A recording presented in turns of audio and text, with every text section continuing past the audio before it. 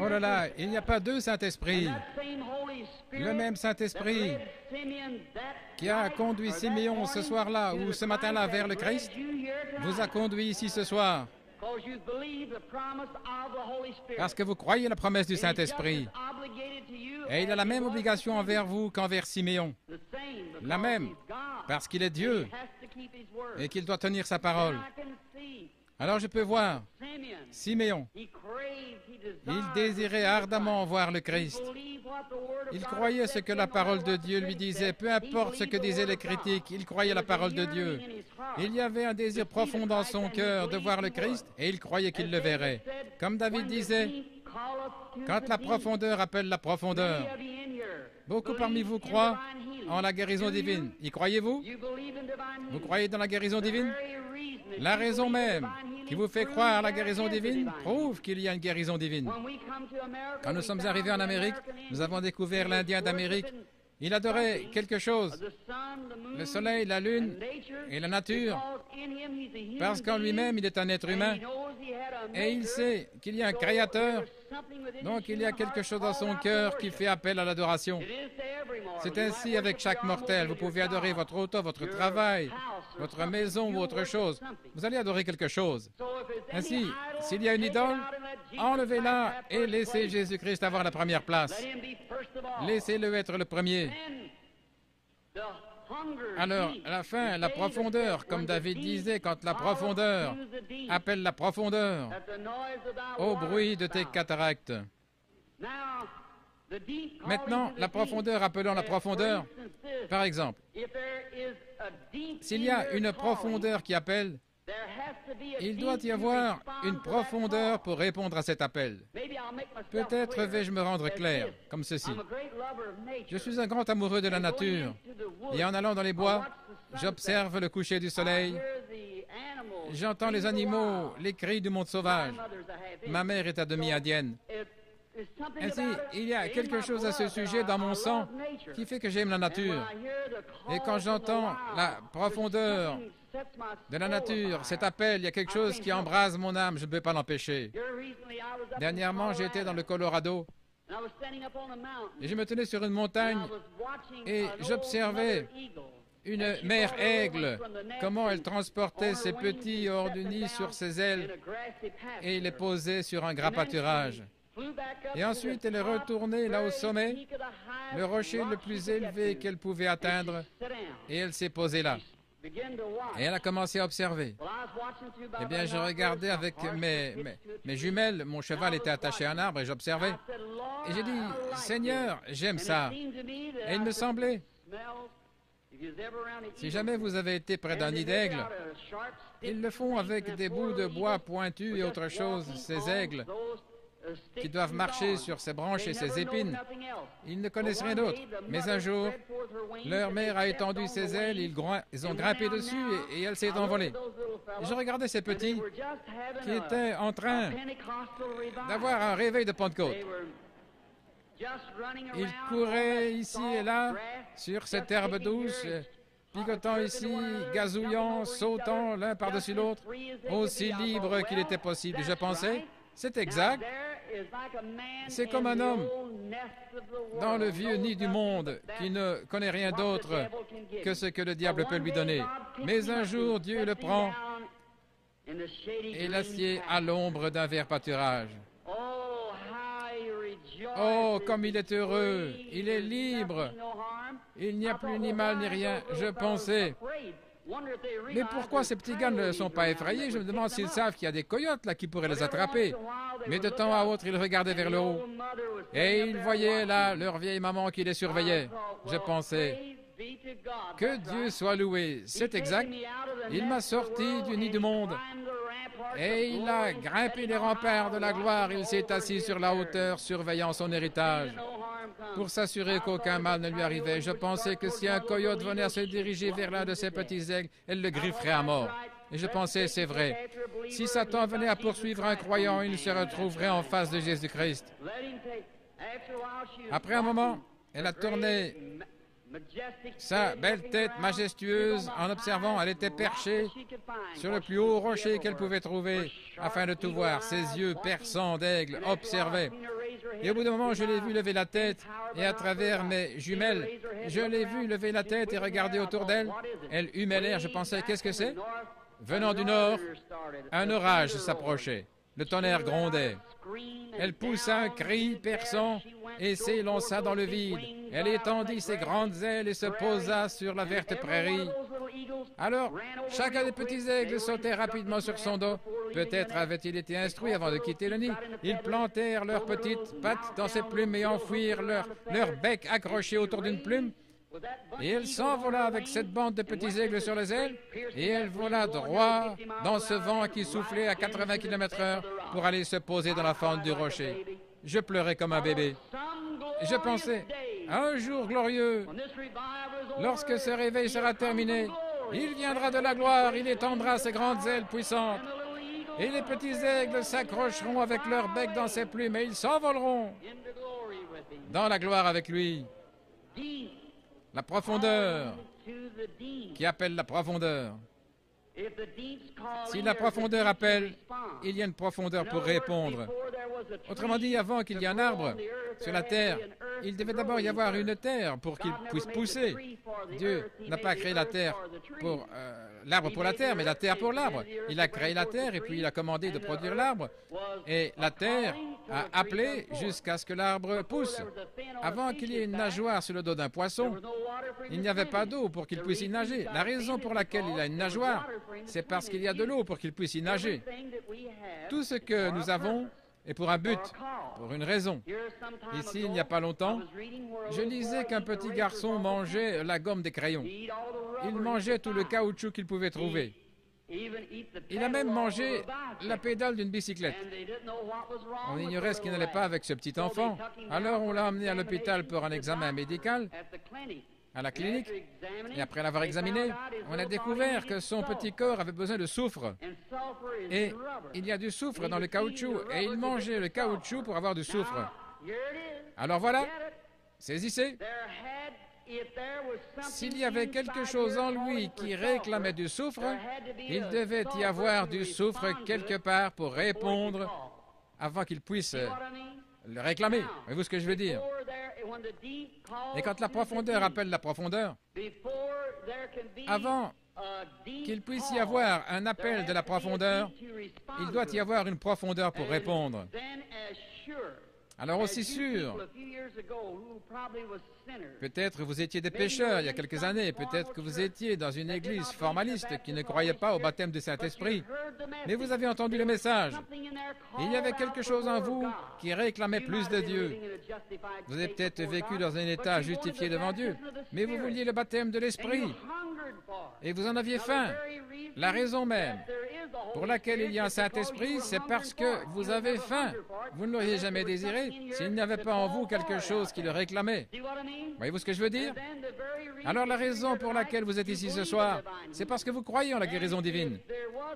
Et si ce n'était même pas parlé dans la Bible et que vous croyez en la guérison divine, il doit y avoir une fontaine ouverte quelque part où vous n'en auriez jamais eu le désir. Si vous avez le désir d'être guéri par Dieu, il y a un Dieu pour vous guérir, c'est vrai. Parce que la profondeur appelle la profondeur. C'était comme ça avec Siméon. Il savait qu'un Christ devait venir et il savait que Dieu lui avait promis qu'il le verrait avant de mourir. Remarquez, comme Siméon fut conduit, n'est-ce pas étrange? Au moment où Jésus entra en scène, Siméon fut conduit par le Saint-Esprit directement à Christ, par le Saint-Esprit qui lui avait donné la promesse. Et le Saint-Esprit qui donne la promesse de la guérison divine vous a conduit ici ce soir directement vers la fontaine qui est ouverte ce soir pour quiconque le désire, maintenant même. C'est le même Saint-Esprit qui vous conduit et qui conduit les fils de Dieu qui croient à la promesse de Dieu. Voyez-vous ce que je veux dire? Chacun d'entre vous, fils et filles de Dieu, vous êtes conduits ici parce que vous croyez la promesse de Dieu. Oh, quand j'y pense! Alors, je pense à cette femme qui se tenait dans un coin, cette vieille femme. C'était Anne. Elle était une prophétesse qui attendait la venue du Seigneur. Dieu était dans l'obligation de lui montrer le Christ. Alors le Saint-Esprit s'est déplacé sur Anne et je peux voir cette vieille prophétesse aveugle marchant là dans le bâtiment, aveugle, mais conduite par le Saint-Esprit, se frayant un passage à travers les gens, passant près de cette rangée de femmes, puis s'arrêtant exactement devant la fontaine, car elle était conduite par le Saint-Esprit. Oui, il est ici ce soir. Il est ressuscité des morts. Il vous a donné la promesse. Le Saint-Esprit vous a réunis. Si vous n'étiez pas ici ce soir, si le Saint-Esprit ne vous avait pas conduit ici, vous seriez quelque part dans le monde. Mais vous êtes ici, dans cette salle étouffante, parce que vous vous attendez à voir Jésus-Christ entrer en scène et confirmer sa parole. L'expectative. Si vous venez ici seulement pour trouver quelque chose à critiquer, le diable vous montrera certainement beaucoup de choses à critiquer. Il le fera. Vous recevez ce que vous attendez. Certains disent, eh bien, si je ne reçois pas dans la ligne de prière, si je ne vois pas quelque chose comme ça, alors je croirai. Vous obtiendrez ce que vous attendez. Je m'attends ce soir à voir le Saint-Esprit venir et se manifester lui-même en puissance, déversant sa gloire dans le bâtiment, beaucoup recevant le baptême du Saint-Esprit, les pécheurs pleurant, pensant au calvaire, les malades guéris, toutes sortes de signes et de miracles, parce que Jésus-Christ l'a promis. Et je crois sa promesse. Prions. Père céleste, comme ta parole est la vérité, confirme ta parole avec des signes et des miracles de Jésus ressuscité. Nous savons que lorsqu'il était sur la terre, il ne prétendait pas être une personne importante. Il affirmait simplement que tu lui montrais par des visions ce qu'il devait faire. Il connaissait les pensées des gens et leur situation. Il savait qu'une femme qui avait une perte de sang avait touché son vêtement. Elle était là, debout, et elle avait vu qu'elle ne pouvait pas se cacher parce que Jésus la regardait. Il savait. Il a dit, « Ta foi t'a sauvé. » Père, nous savons qu'il est ici ce soir parce qu'il l'a promis. Et notre confiance est ancrée en lui. Dans sa parole, nous sommes sûrs de l'avoir vu dans la manifestation de sa glorieuse résurrection ici sur la terre, agissant parmi son peuple dans son Église. Et Seigneur, laisse-nous être aujourd'hui ceux qui transmettent la lumière de cet âge. Lorsque le grand drame sera placé à la fin de la route, que chacun d'entre nous viendra devant toi, que le grand écran sera déroulé et que nos vies dans cette génération seront rappelées devant toi. Ô Dieu, laisse-moi entendre ma voix criant contre l'iniquité et demandant aux gens de croire en Jésus ton Fils. Bénis les gens ici ce soir qui doivent supporter cette chaleur. Et je prie que tu leur donnes une bénédiction spéciale, que les puissances apaisantes du Saint-Esprit détachent leurs pensées de cette chose, Seigneur. Et Seigneur, sanctifie maintenant ton serviteur pour cette réunion. Je suis debout ici, réalisant que les yeux regarderont dans cette direction. Et je prie, Père, dans l'humilité, que tu fasses connaître ta grande et glorieuse puissance à chacun. Et si ton indigne serviteur a trouvé grâce à tes yeux ce soir, puisses-tu prendre cette indigne personne, ôte-le-moi et entre, Seigneur Jésus, et parle à ton peuple. Et quand la vie sera arrêtée sur la terre, et que la dernière prière aura été prononcée, les batailles toutes terminées, les fumées dissipées, les armes déposées, les Bibles fermées, nous monterons dans ta maison. À l'aube d'un grand matin éternel, lumineux et beau,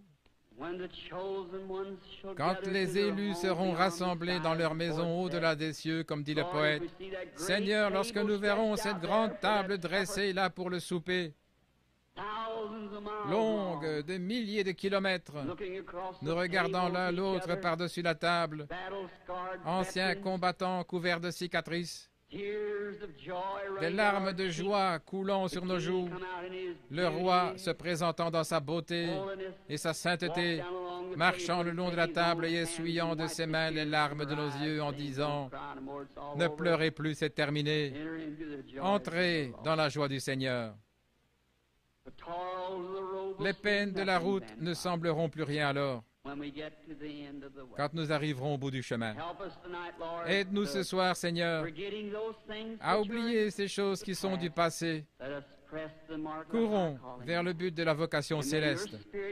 Que ton esprit vienne et manifeste ton Fils Jésus-Christ à ces gens, parce que moi je ne suis qu'un mortel qui essaye de leur dire que tu es le même hier, aujourd'hui et pour toujours, car nous le demandons au nom de Jésus, ton enfant bien-aimé. Amen.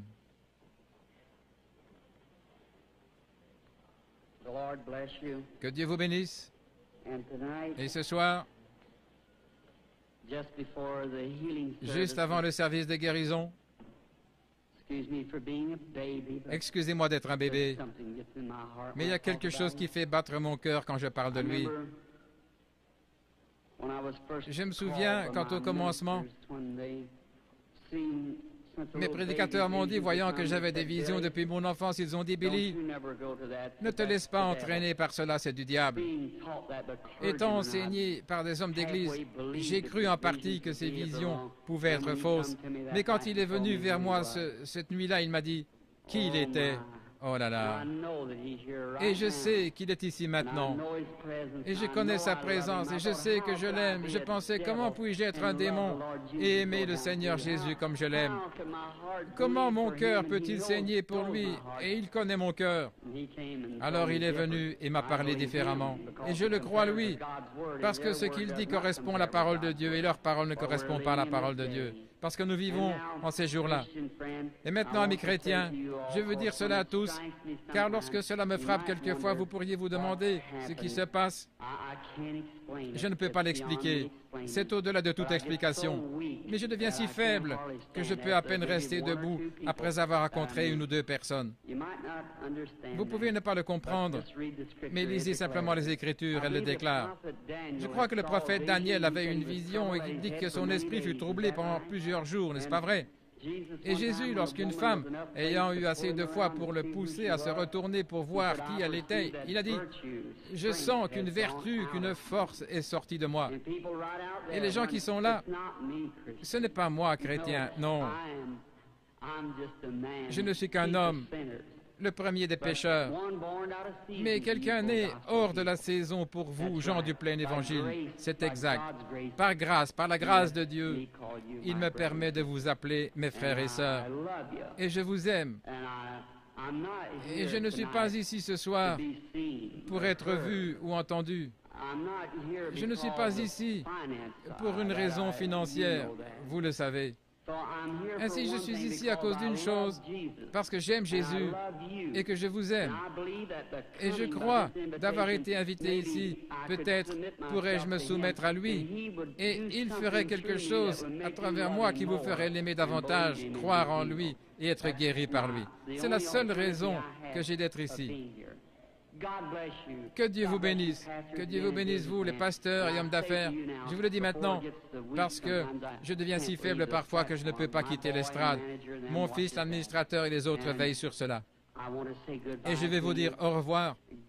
Et que Dieu vous bénisse. Et si je ne vous rencontre plus de ce côté de la grande rivière, je vous verrai ce matin-là. Et j'aurai le témoignage que j'ai maintenant. J'aime le Seigneur Jésus.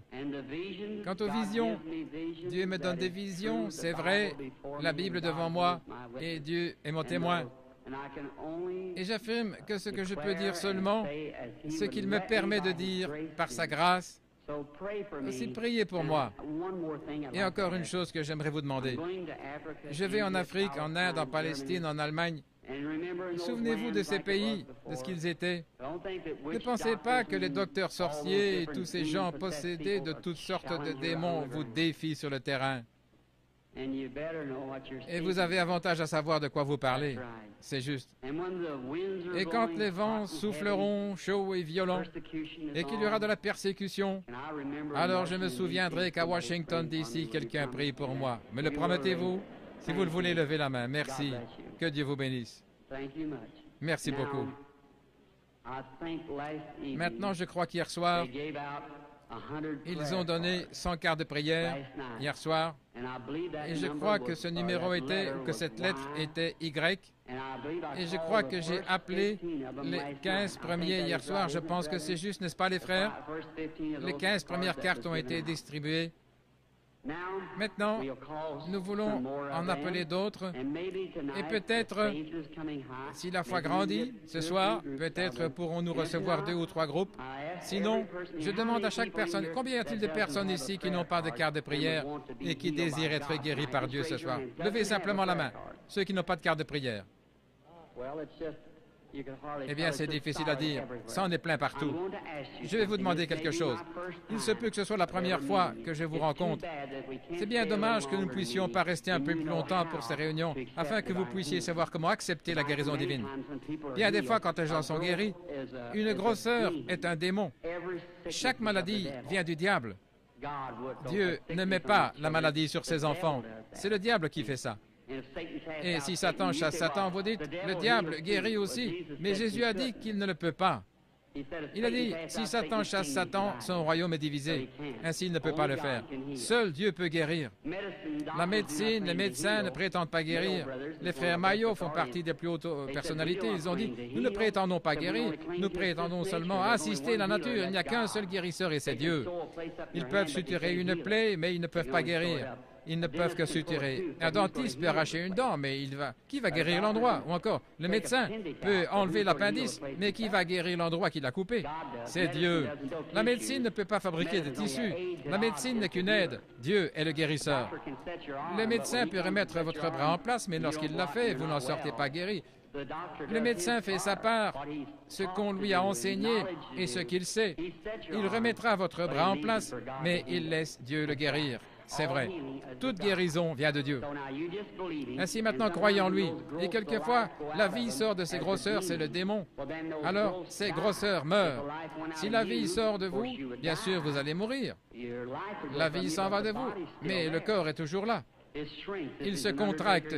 S'il y a un entrepreneur de pompe funèbre ici, il sait que le corps humain ou n'importe quelle chair, lorsque la vie est partie, ça se contracte. Observez un animal. Quand il se fait tuer sur la route, ou l'un de vous, chasseurs, si vous tuez un animal, ou un boucher, un bœuf, vous le mettiez sur la balance, et puis le lendemain, vous le pesez de nouveau, et vous voyez combien de kilos il pèse en moins. Laissez-le 2 ou 3 jours et voyez combien de kilos il pèse en plus. Pour ce qui est d'une grosseur, quand elle meurt, le démon sort d'elle comme pour une tumeur, un cancer, une cataracte, et ainsi de suite. Quand le démon en sort, ce qui est une vie, chaque personne ici provient d'un petit germe. Et les cellules commencent à se développer, et ces cellules-là vont dans celle-là selon la nature de la vie qui était en elle et qui fait l'homme. La cellule qui est dans le chien fait le chien, pour l'oiseau c'est l'oiseau. Chacune selon sa nature, chaque fois. Mais maintenant, un démon, ce qui est une grosseur, et il n'est pas obligé de devenir une grosseur. Il commence à développer des cellules, par exemple le cancer. Il commence à développer des cellules et il devient de plus en plus gros. Maintenant, il a une vie. Et cela est en train de vivre tout comme vous qui avez vécu et vous êtes développé dans le ventre de votre mère. La même chose, vous vous êtes développé. Mais quand cette vie-là est dans votre vie, c'est une vie différente. Vous avez reçu la vie pour vivre, mais cela, c'est une vie de mort. Ou plutôt, un esprit de mort, pardonnez-moi. Et c'est la mort. Maintenant, ça ne vous appartient pas. Elle ne se trouvait pas là avant, mais c'est là maintenant. Alors, qui donc a mis ça là-dedans? Ça ne peut provenir que d'une chose, c'est du diable. Et c'est un germe. Les cancers, tumeurs, toutes ces choses proviennent d'un germe. Et vous aussi, vous provenez d'un germe. Vous voyez? Quand cela meurt, Par exemple, prenons une cataracte. La personne qui a la cataracte, quand cet esprit s'en va, les personnes disent « Oh, je peux voir, je peux voir ». Et le jour suivant, elles peuvent voir beaucoup mieux. Puis ensuite, environ 72 heures, la corruption s'installe, comme à la résurrection de Jésus. Maintenant, ces cellules-là ne sont pas corrompues. Il ressuscita, bien sûr, avant 3 jours et 3 nuits. Vous voyez, il est mort le vendredi après-midi, il est ressuscité le dimanche matin. Parce que David a dit « Je ne laisserai pas son âme au séjour d'amour, ni permettrai à mon bien-aimé de voir la corruption. » Et alors le patient, quand ça commence à enfler et que cette tumeur devient plus grosse, bien sûr, votre cœur doit purifier cela par la circulation sanguine. Une dame est venue vers moi hier soir, une femme d'apparence très pieuse avec un gros cancer. Elle a dit qu'elle était venue dans la ligne et que ses cheveux recouvraient tout. Et j'étais debout et je l'ai regardée et j'ai dit, sous l'esprit, qu'elle avait un cancer dans la tête. Et je lui ai dit qu'il allait partir. Et il est parti. Et elle l'a pris ici ce soir, je crois, dans un bocal d'alcool. Nous avons des milliers de cas semblables. Est-ce que cette dame est ici dans la salle? Voudriez-vous vous lever si cette dame se trouve quelque part là, avec ce cancer dans de l'alcool? Agitez votre main ou quelque chose pour qu'on vous voie. Oui, voilà la dame là, avec ce cancer. Je l'ai vu se tenir sur l'estrade. C'est juste devenu blanc et c'est tombé juste là sur l'estrade. Oui, eh bien ça c'est un miracle. Habituellement, lorsque la grosseur est morte, la vie sort d'elle, mais la grosseur ne peut pas se détacher, elle est à l'intérieur. Et dans ce cas, bien sûr, elle va rester là pendant quelques jours et commencer à enfler, comme ici sur la chair, les cellules commencent à se développer. Puis vous devenez vraiment malade avec de la fièvre, bien sûr, c'est une infection. Et le cœur pompe le sang et purifie le corps.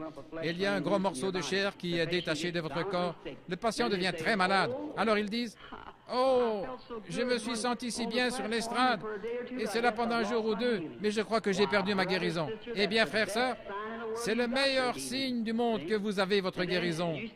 Et alors vous commencez à devenir incrédule, et aussi sûr que votre foi lui a ôté la vie, votre incrédulité la ramènera de nouveau. Vous voyez? Oui, elle la ressuscitera. Souvenez-vous que Jésus a dit, lorsque le mauvais esprit a quitté un homme, il marche dans les endroits déserts, et ensuite il revient avec 7 autres esprits, est-ce vrai? Alors, laissez l'homme bon de la maison, la foi, se tenir là, sans tenir compte de ce que vous éprouvez. Ce n'est pas ce que vous sentez, mais ce que vous croyez. Jésus a dit, il n'a jamais dit est-ce que tu as senti, mais plutôt, est-ce que tu as cru? Que Dieu vous bénisse. Je crois qu'il y a eu 100 cartes de prière qui ont été distribuées hier soir. Nous n'avons pas eu tous. Prenons les 15 dernières ce soir pour essayer. Qui a la carte 85? Qui a la carte 85? Voulez-vous lever la main si quelqu'un ici ou quelqu'un en arrière qui a la carte 85? Très bien. 86. Qui a la carte 86? 87? Puis-je voir quelqu'un avec la carte de prière 87, s'il vous plaît? Voulez-vous vous lever? 87.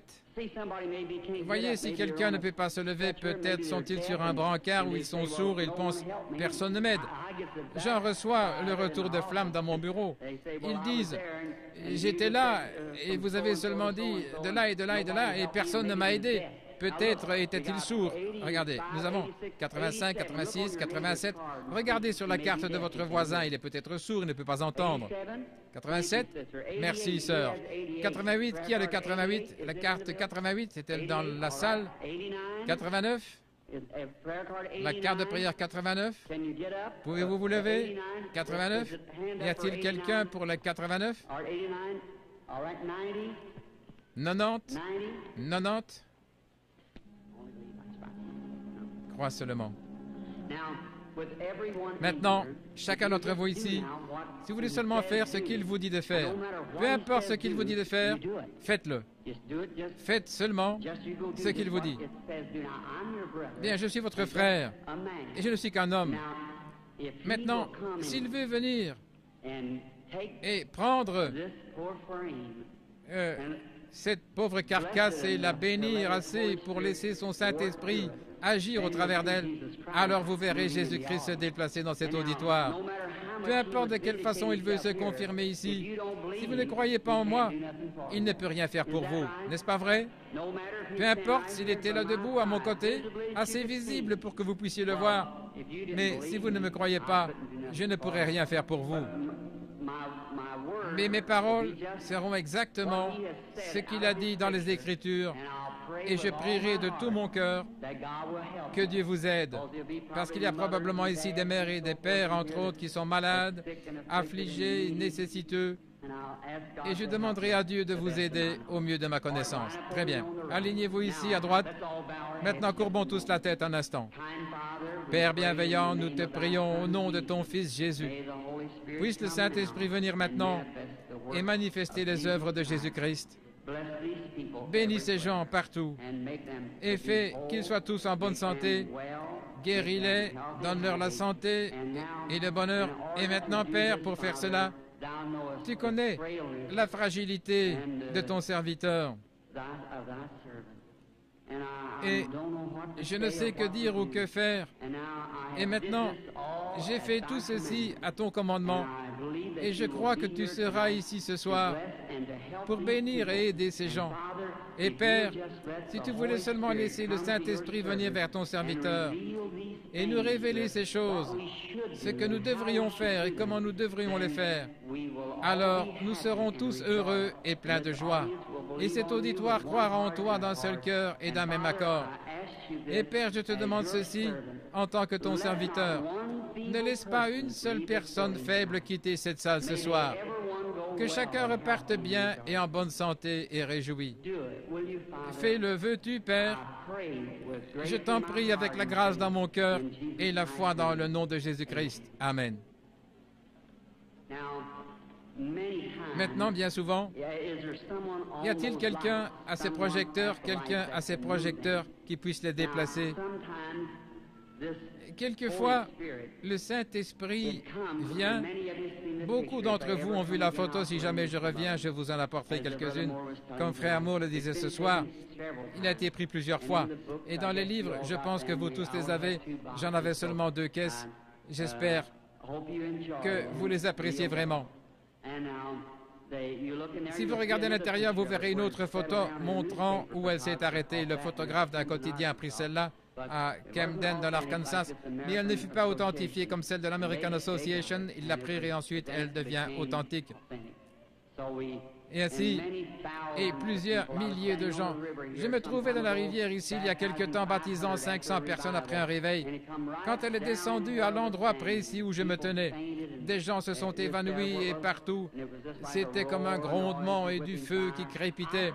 Je prie que Dieu se rende visible encore une fois ce soir de la même manière, ici dans la capitale, si je peux trouver la faveur de Dieu. Maintenant, vous réalisez que cela peut apparaître à certains yeux et pas à d'autres. Nous ne voulons pas penser cela, mais c'est bien le cas. Jean était l'un de ceux qui relatent avoir vu l'Esprit de Dieu au-dessus de Jésus, n'est-ce pas vrai? Il n'a jamais dit ceux qui écoutaient, et les mages ont suivi l'étoile, voyez-vous, elle est passée au-dessus des observatoires de toute la contrée et venant des confins de l'Orient pendant des semaines et des mois. Et il pouvait établir le temps par les étoiles, il les surveillait toute la nuit, il suivait le temps, mais personne ne l'a jamais vu. Toutefois, les mages l'ont vu parce qu'ils l'attendaient. Si vous recherchez Christ ce soir, vous le verrez. Que le Seigneur Jésus vous bénisse. Très bien. Billy Paul, Frère Moore, est-ce que tout est prêt? Sont-ils tous en ligne, Billy? Tous les 15? Tous les 15 sont en ligne? Maintenant pour les autres, ceux qui n'ont pas de carte de prière et qui savent que vous ne serez pas dans la ligne, j'aimerais que vous regardiez par ici et que vous croyiez simplement. Croyez avec le même genre de foi que cette femme qui a touché son vêtement. Il s'est retourné et lui a dit, « Ta foi t'a sauvé. » Croyez-vous qu'il est le même ce soir? Croyez-vous que dans cette foule hurlante, ce pauvre petit homme aveugle, assis près des murs de Jéricho, probablement 2 fois la distance de ce bâtiment, en train de crier et d'implorer, « Aie pitié de moi !» Jésus n'avait probablement pas entendu son appel, mais il a senti sa foi et s'est déplacé. Devant toute cette bande de critiques, il s'est tourné, il a dit, « Ta foi t'a sauvé. » Il s'est retourné vers l'assistance et il a dit, « Pourquoi raisonnez-vous dans votre cœur ?» Il a dit à la femme au puits, « Va chercher ton mari. » Et il a dit, « Je ne peux rien faire à moins que le Père me le montre. »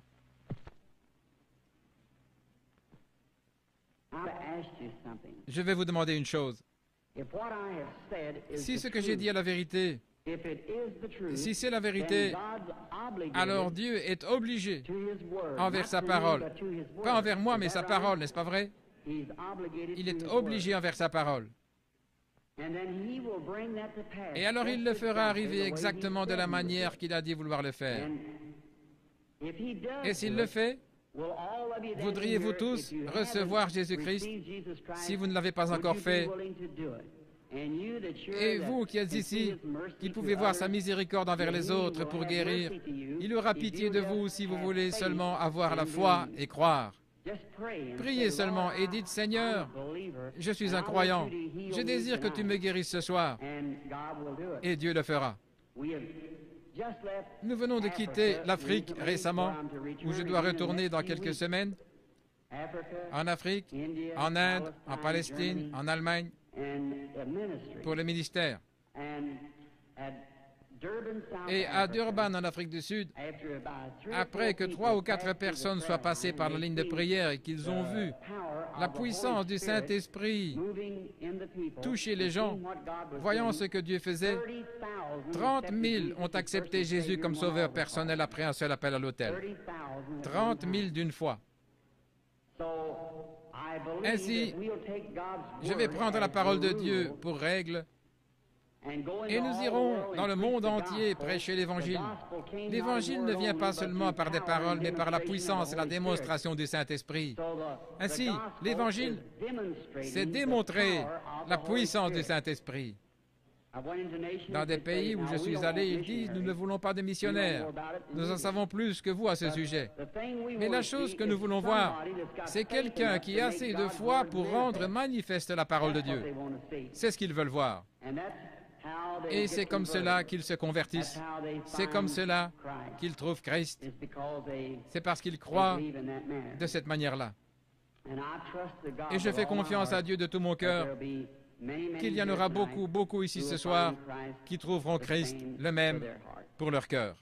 Que le Seigneur Jésus de Nazareth bénisse chacun de vous, c'est ma prière.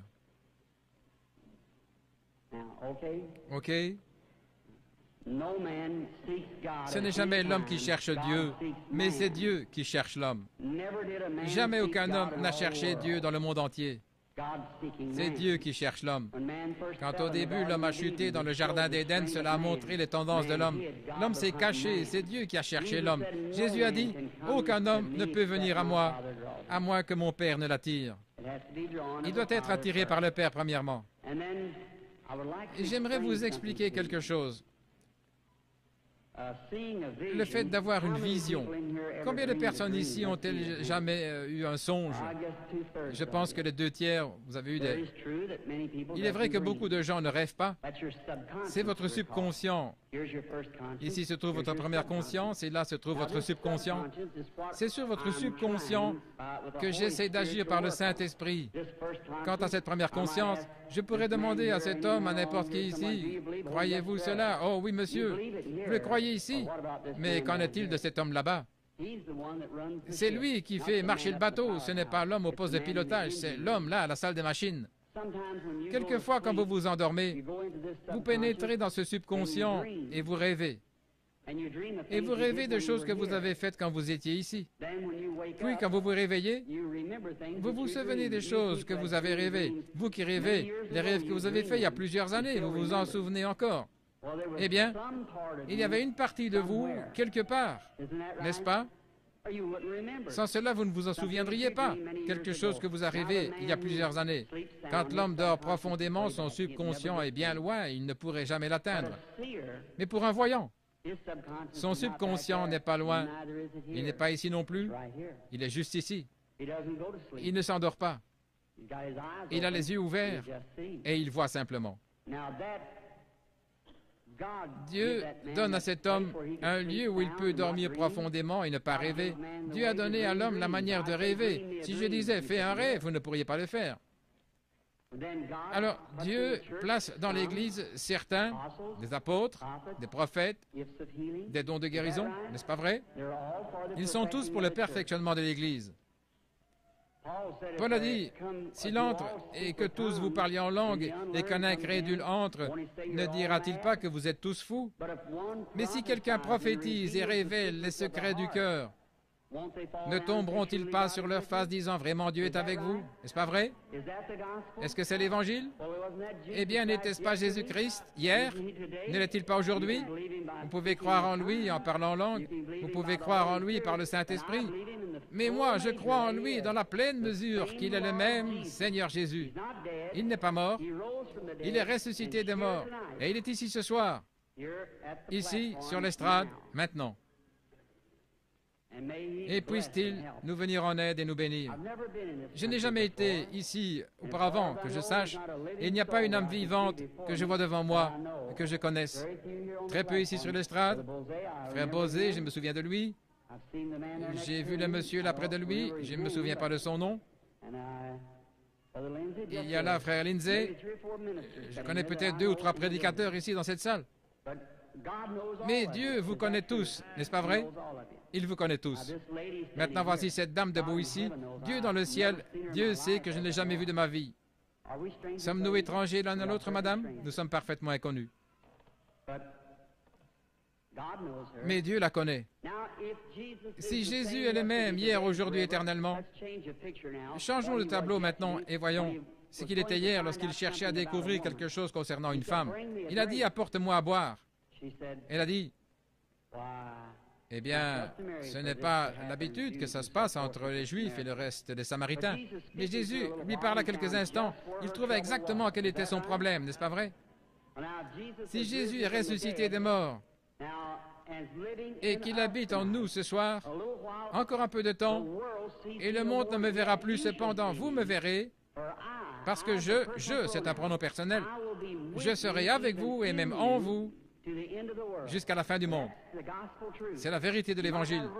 Vous ne pouvez pas l'avoir lu ou pensé ainsi, mais c'est ainsi que c'est écrit dans la Bible. Votre théologie peut avoir dévié quelque part, mais c'est de cette manière que c'est écrit dans la Bible. Je serai avec vous et même en vous jusqu'à la fin du monde. Maintenant, vous savez que j'attends quelque chose, c'est vrai. C'est l'ange du Seigneur. C'est la vérité. Je suis totalement impuissant comme chacun de vous. Je suis ici. Et peut-être qu'il y a des critiques ici. Combien ont déjà vu sa photo dans mes réunions? Vous avez vu l'endroit où l'homme de science a pris sa photo, cette grande lumière. Vous pouvez la voir. Oui, beaucoup d'entre vous. Des milliers de copies de celle-ci ont été vendues. Les studios Douglas à Houston, au Texas, la possède George J. Lacey, l'un des meilleurs qui soit dans la recherche en Amérique, l'a prise et a examiné pour voir s'il n'y avait pas une double exposition ou quelque chose d'autre. Mais c'est Jésus-Christ confirmant qu'il est le même hier, aujourd'hui et éternellement. Maintenant, bien sûr, je l'attends. S'il va m'aider ce soir, je ne sais pas. Si j'ai dit quoi que ce soit avec quelques vantardises ou j'ai dit quelque chose d'excessif, que Dieu me pardonne. Je ne voulais pas le faire. Je ne voulais, dans l'humilité de mon cœur, simplement dépeindre Jésus-Christ qui m'écoute maintenant. Et que sa grâce soit ici avec nous ce soir. Comme je dis ces choses et qu'elles sont sa parole, puisse-t-il venir nous aider, c'est ma prière. Et maintenant, l'organiste est-elle ici quelque part? Si elle voulait bien jouer doucement le cantique « Crois seulement » et que chacun soit dans un esprit de prière, si vous voulez. Vous n'avez pas à courber la tête à moins qu'on vous le demande. Maintenant, dans la ligne de prière, vous qui venez, soyez attentifs. S'il vous réprimande, ce sera la vérité. Vous devez être disposé à le supporter. N'importe où dans l'auditoire, s'il dit quelque chose, vous devez savoir que ce n'est pas moi, c'est lui. Alors, redressez ces choses. La première chose que vous pouvez faire, avant de pouvoir trouver un remède, c'est de trouver la cause, avant de pouvoir trouver le remède. Si étant malade, vous allez chez un médecin qui vous donne une aspirine, ce n'est pas un bon médecin. Il essaie de se débarrasser de vous. Si c'est un bon médecin, il diagnostiquera le cas jusqu'à ce qu'il découvre votre maladie. Et ensuite, il commencera à travailler à partir de là. Et c'est la même chose ici. S'il y a un mauvais esprit ou un péché à confesser, quoi que ce soit, vous pourriez oindre la personne toute la nuit et pleurer et crier et faire tout ce que vous voulez. Ce démon restera là. Exactement. Il en a le droit.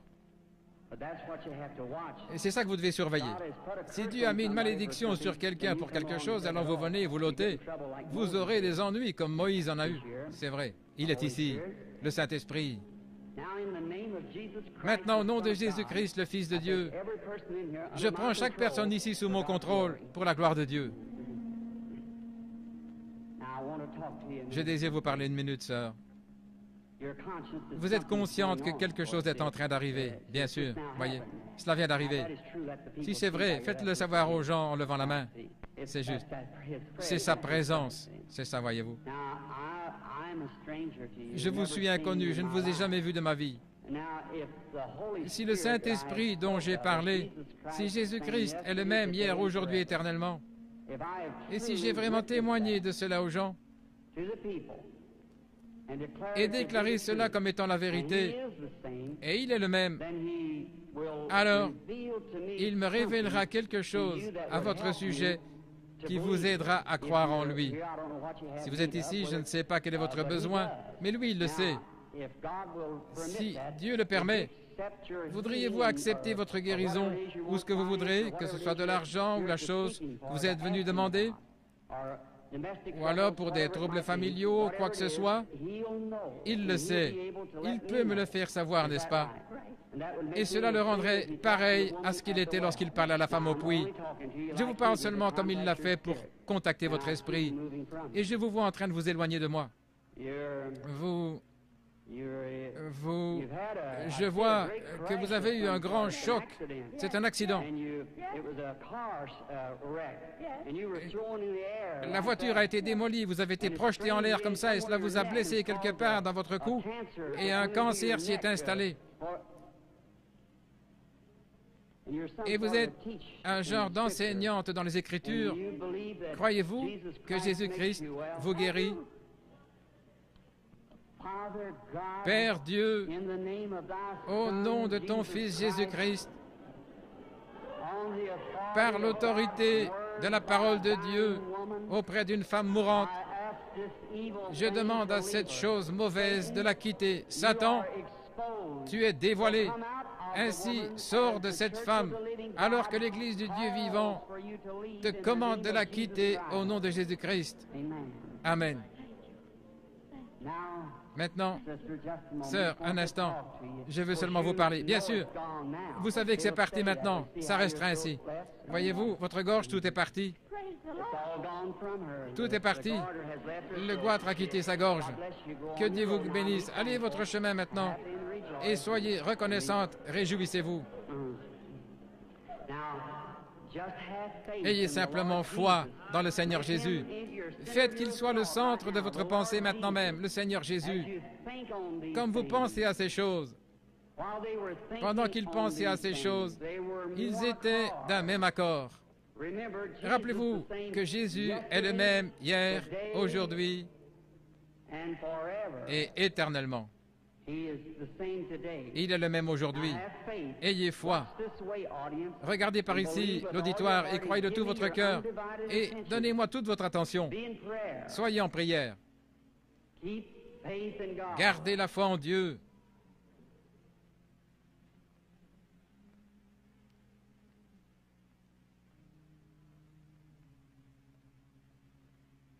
Maintenant, je crois que c'est la dame. Est-ce que c'est la patiente?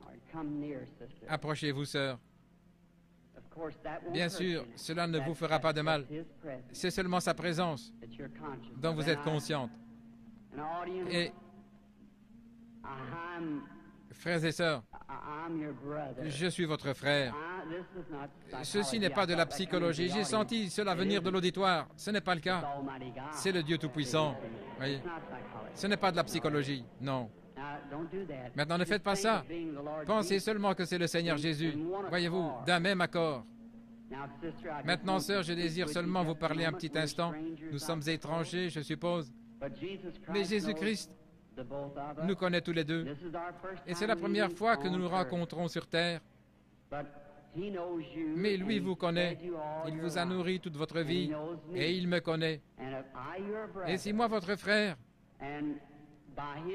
par sa grâce, par un don divin, et je n'ai rien eu à faire pour l'obtenir, dès ma plus tendre enfance, la première chose dont je peux me souvenir, c'est une vision. Maintenant, je désire que vous regardiez par ici juste un moment. Bien sûr, vous êtes malade et vous souffrez. Il y a un esprit de ténèbres autour de vous, c'est la mort. Et c'est sous la forme d'un cancer. Et ce cancer est localisé dans le sein. Et vous avez été examiné par quelqu'un de fort et vous avez une hernie. Et cette hernie se trouve dans les intestins. Et vous avez aussi un problème à l'estomac. Et vous souffrez sérieusement du cœur, ce qui vous cause des évanouissements. Il y a quelques jours, vous étiez assise de côté sur le bord de votre lit et vous vous êtes presque évanouie en regardant par la fenêtre.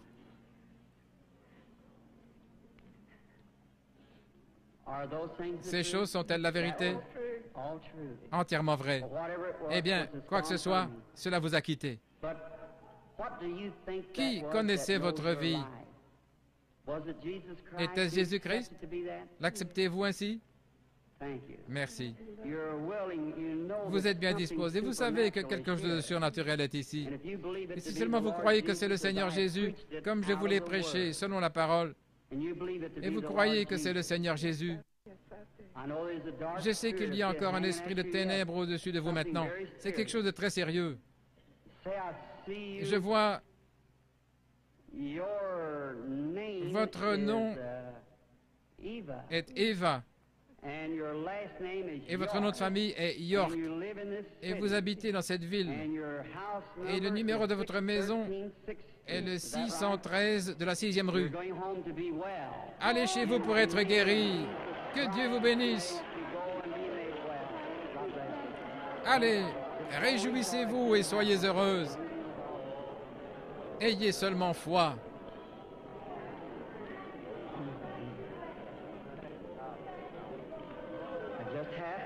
Ayez simplement la foi, ne doutez pas. L'Écriture dit, va et ne pêche plus, de peur qu'une chose pire ne t'arrive. Le péché, c'est l'incrédulité. Le péché, ce n'est pas boire, fumer ou jouer à des jeux d'argent, ce sont les attributs du péché. Vous faites cela parce que vous ne croyez pas. Jésus a dit, va et ne pêche plus, ne sois plus incrédule, sinon quelque chose de pire va t'arriver. Ayez foi en Dieu. Croyez en lui de tout votre cœur.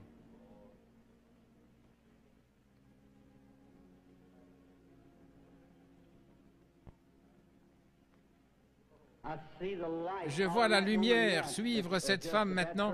C'est elle qui vient de partir. Elle est suspendue au-dessus d'une personne de couleur. Oui, la dame là, avec cette vésicule biliaire et une hernie. Croyez-vous que le Seigneur Jésus peut vous guérir, madame?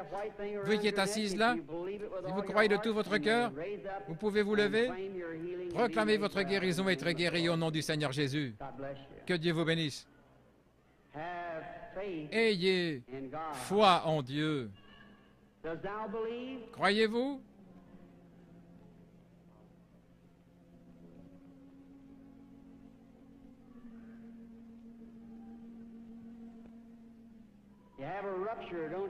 Vous avez une hernie, vous, monsieur, assis là, n'est-ce pas vrai? Vous étiez en train de prier. Seigneur, fais que cet homme me parle juste, si c'est juste lever la main.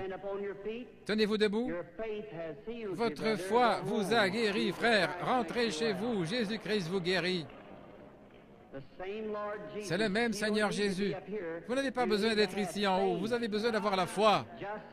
Croyez seulement Dieu de tout votre cœur et vous aurez ce que vous demandez. Jésus-Christ vous l'accordera si seulement vous croyez. Mais vous devez avoir la foi. Vous devez le croire de tout votre cœur. Et Dieu fera en sorte que cela s'accomplisse. Le patient, excusez-moi, monsieur. Croyez-vous de tout votre cœur? Vous croyez? Vous êtes seulement un peu excité par la présence de cet être qui se tient ici maintenant.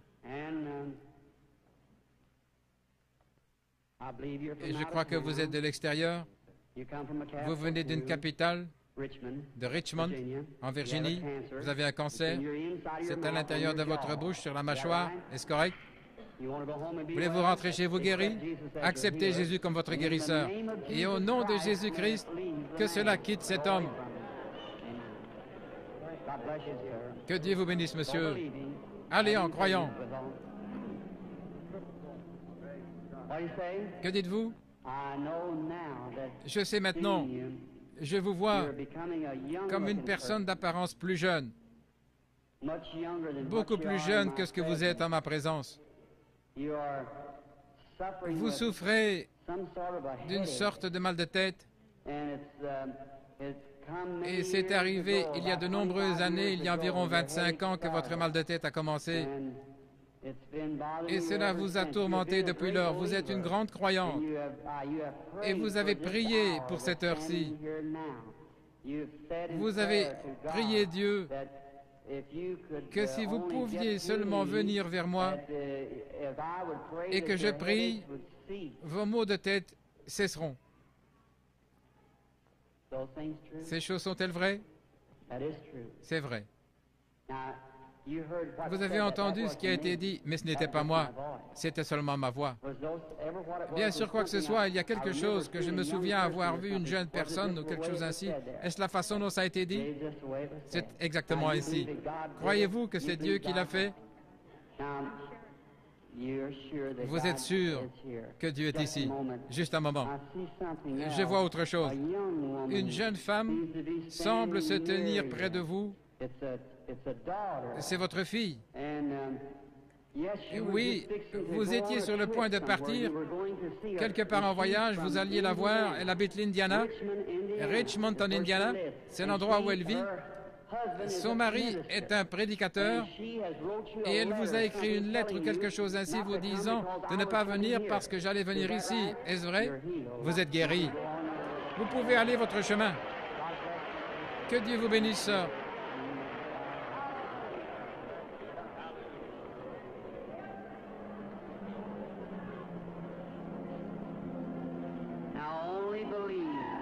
Crois seulement, ayez foi en Dieu.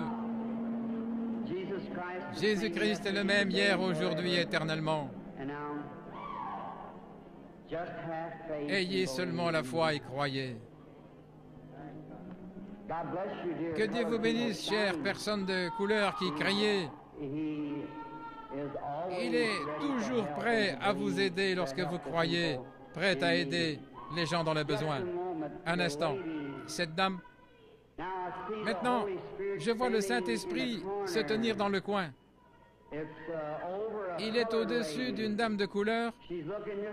Elle regarde dans cette direction. Elle prie. Elle a une grosseur. Et cette tumeur est dans sa gorge. Elle a levé la main. Acceptez-vous votre guérison, madame? La dame assise juste derrière vous, elle aussi, elle a une tumeur et c'est dans son épaule. Est-ce vrai, madame? Levez-vous toutes les deux dames là avec cette tumeur, les deux dames de couleur. Jésus-Christ vous guérit toutes les deux. Vous pouvez rentrer chez vous et être guéris. Votre foi vous a guéri. Que Dieu vous bénisse. Ayez foi en Dieu. Ne soyez pas incrédules, mais croyez que toutes choses sont possibles à ceux qui croient. Amen.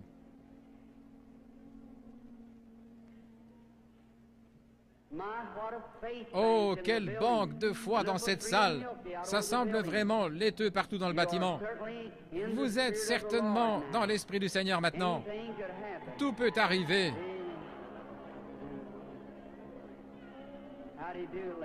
Comment allez-vous, madame? Croyez-vous que je suis le prophète de Dieu? Je veux dire qu'un prophète est un prédicateur. Vous ne pensez pas que je sois de l'ennemi. Vous croyez que je suis de Dieu. Est-ce de cette manière que vous l'acceptez? Eh bien, alors je peux vous aider. Parce qu'il m'a dit que si j'obtenais des gens qui me croient, et si j'étais sincère quand je prie, que rien ne résisterait à la prière. Et ce n'est pas moi qui aide, c'est Dieu qui guérit. Je lui ai demandé et j'ai dit, ils ne me croiront pas. Il a dit, il y aura 2 signes qui te seront donnés, comme pour le prophète Moïse. En ceci, les gens croiront.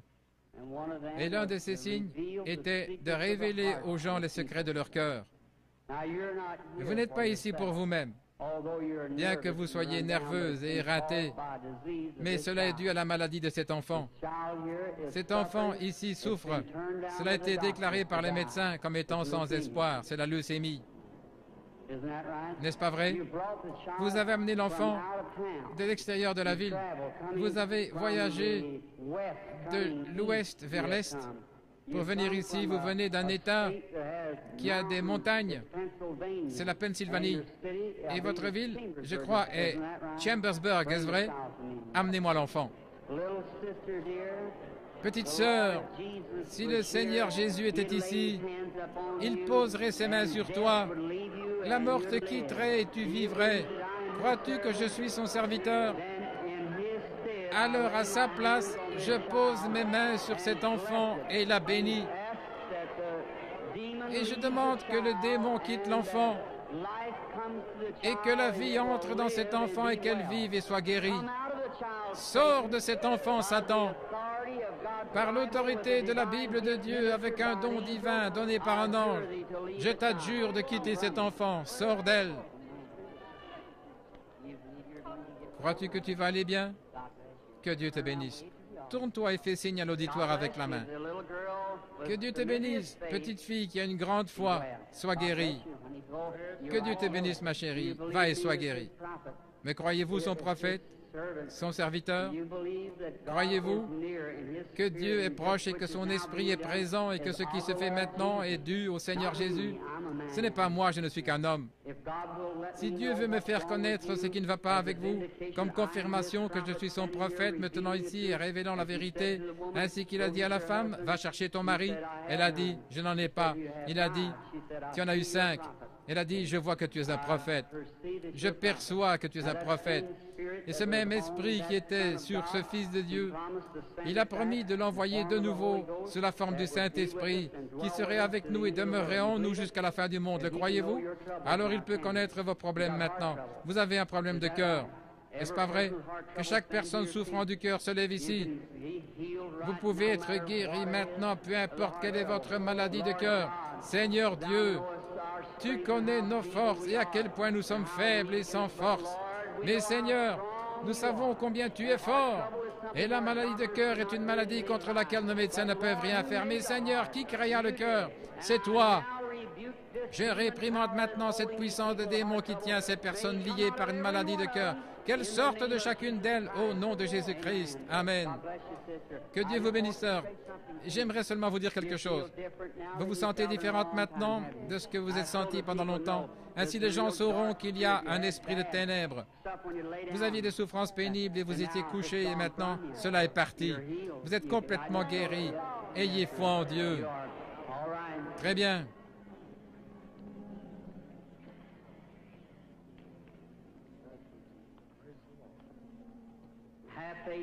Ayez foi en Dieu, croyez. Chacun d'un même accord, ayez foi. Comment allez-vous, monsieur? Très bien, nous sommes étrangers l'un à l'autre, mais le Seigneur Jésus nous connaît tous les deux, n'est-ce pas vrai? Dieu dans les cieux qui créa les cieux et la terre, qui habite en Jésus-Christ, a promis de revenir à nouveau en nous. Et ce qu'il a fait, nous le ferons aussi. Croyez-vous que je suis son prophète? La raison pour laquelle je dis cela, c'est que l'ange du Seigneur m'a dit d'obtenir que les gens me croient. Et s'ils ne te croient pas, alors tu sauras les secrets de leur cœur, et alors ils devront te croire. Mais vous me croyez. Et en plus, la raison pour laquelle vous me croyez, c'est que vous êtes vous-même un prédicateur de l'Évangile et vous êtes ici pour une bonne raison. Vous n'êtes pas malade, vous avez un besoin et vous voulez un réveil à l'ancienne mode dans votre Église. Chacun de nous, nous voulons cela. Levons-nous tous pour un réveil à l'ancienne mode. Dieu Tout-Puissant, qui a créé les cieux et la terre, je demande maintenant que toute puissance du démon soit brisée dans cette salle, que la puissance de Jésus-Christ soit rendue manifeste. Seigneur, nous ne sommes pas vaincus. Satan, je t'adjure, au nom du Seigneur Jésus-Christ, sors de ces gens. Levez-vous de vos fauteuils roulants, vous qui êtes estropiés. Donnez-lui la louange, chacun de vous.